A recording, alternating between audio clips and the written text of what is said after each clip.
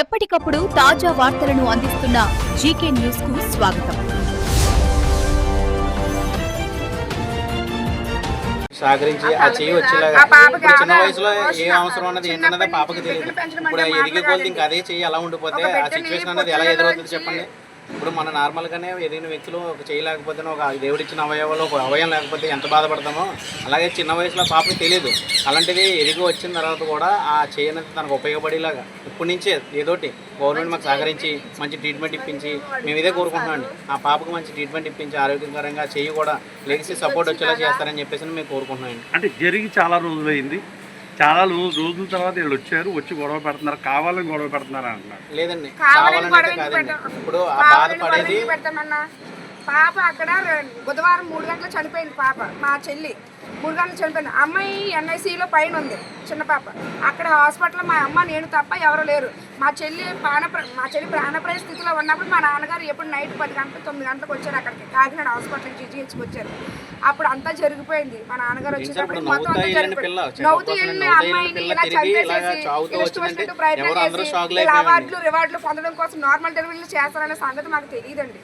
మేము కన్నా 3 బిడ్డలు తల్లిని నేను కన్నాను, కానీ ఇంత దారుణం చేసేస్తారనే సంగతి మాకు తెలియదండి. తెలియక మేము వీళ్ళ చేతుల్లో పెట్టినందుకు మాకు చక్కగా చచ్చిపోయిన అమ్మాయిని అప్పచెప్పారు, అవుట్ రాలైన చిన్న బిడ్డను అప్పచెప్పారు. ఇలాంటి పరిస్థితుల్లో ఎలాంటి న్యాయం చేస్తారో రాకూడదు. ఈ పరిస్థితి ఎవరికి రాకూడదు. గవర్నమెంట్ హాస్పిటల్ అంటేనే మేము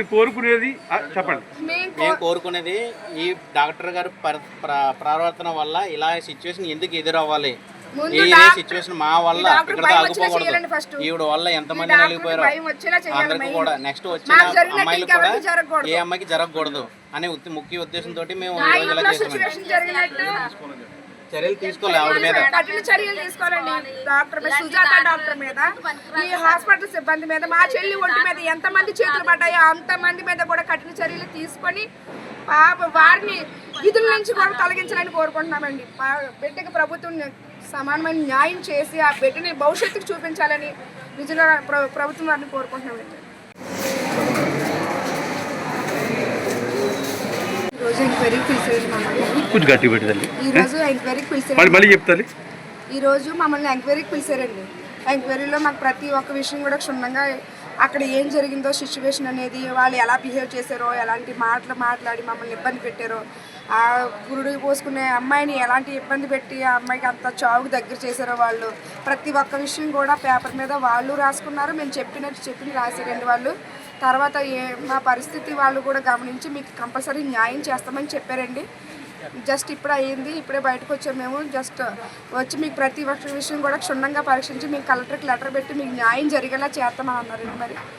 మరి న్యాయం అంటే ఏ విధంగా చేస్తాను అది వాళ్ళు మీరు ఏం కోరుకున్నారు? మీకు ఇంకా అలాంటి డిమాండ్స్ ఏం వాళ్ళు అడగలేదండి మమ్మల్ని.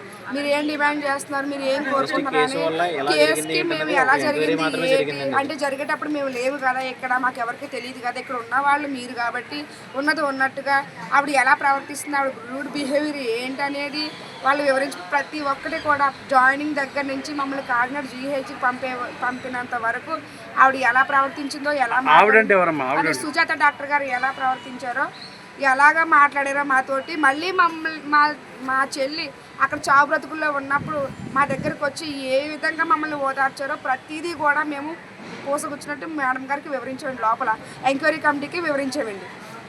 వాళ్ళు మీకు తప్పకుండా న్యాయం జరుగుతుంది, మీరు ఇంకా థర్డ్ పార్టీని ఎంక్వైరీ చేయాలి, మీరు వెళ్ళండి బయటికి అలాగని చెప్పి మాకు ఇంకా డిమాండ్స్ ఏం అడగలేదండి వాళ్ళు మమ్మల్ని. ఆ బిడ్డకు ఇప్పుడు తల్లిని తీసుకురాలేమండి, జీవితాంతం సాకే వాళ్ళు తీసుకురాలేమండి. ఆ అమ్మాయి తెలియని సిచ్యువేషన్ అండి. ఇప్పుడు డాక్టర్లు కూడా అది పలానా టయానికి సెట్ అవుతుందని వాళ్ళు కూడా పూర్తిగా మాకు చెప్పలేదండి. చెక్ చేశారు, అది ఎప్పటికో అవుతుంది, అది మీరు చేసే ట్రీట్మెంట్ వల్ల, మేము అందించే ట్రీట్మెంట్ వల్ల, మీరు చేసే ఎక్సర్సైజ్ మసాజ్ వల్ల అది పూర్తి అవ్వచ్చు.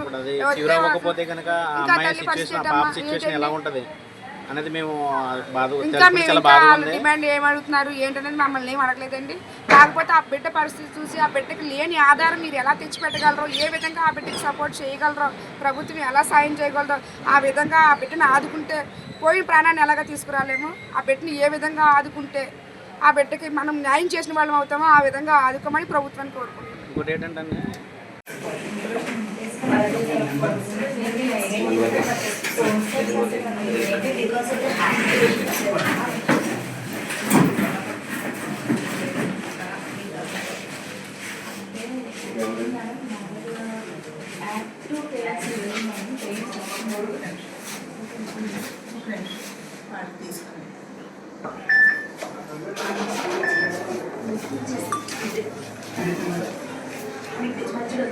Thank you.